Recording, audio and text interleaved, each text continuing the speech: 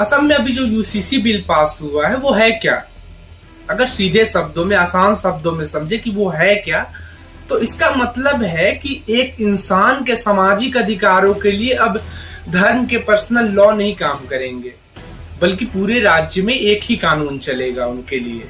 इस कानून की बुनियाद जो है, इस कानून की बुनियाद है वो हमारे संविधान के अनुच्छेद 44 में दी गई है, जो सरकारों को निर्देश देता है कि पूरे देश के लिए एक समान नागरिक संहिता बनाई जाए।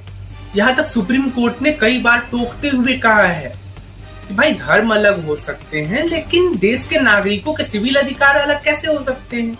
नहीं होने चाहिए ये। तो सीधे शब्दों में यूसीसी वो साझा कानून है जो हर नागरिक को शादी, तलाक और संपत्ति जैसे मामलों में एक ही तराजू पर तौलता है।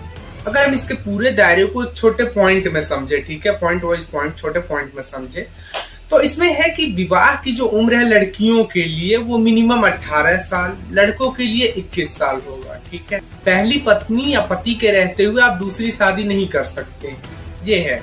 हाँ, कानूनी तौर पर अगर आपका तलाक हो जाए तो उसके बाद आप शादी कर सकते हैं, उससे पूरी छूट है। और अब तलाक सिर्फ कोर्ट के जरिए ही मान्य होगा, जिसमें कि महिलाओं को एक समान गुजारा भत्ता मिलने का पूरा अधिकार सुरक्षित किया गया है। और पिता की पैतृक संपत्ति में बेटा और बेटी दोनों का बराबर का, यानी आधा आधा का कानूनी हक तय किया गया है।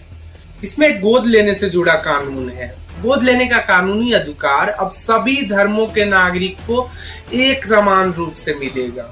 और एक है, जैसे कोई कपल बिना शादी के साथ में रह रहा है तो उन्हें सरकारी रजिस्ट्रार के पास इसका रजिस्ट्रेशन कराना होगा। लेकिन ये सवाल आता है कि असम में एसटी समूह के लोग रहते हैं, आदिवासी समूह के लोग रहते हैं, उनके ये कानून क्यों नहीं है? उनके ऊपर ये चीजें क्यों नहीं लागू होती है?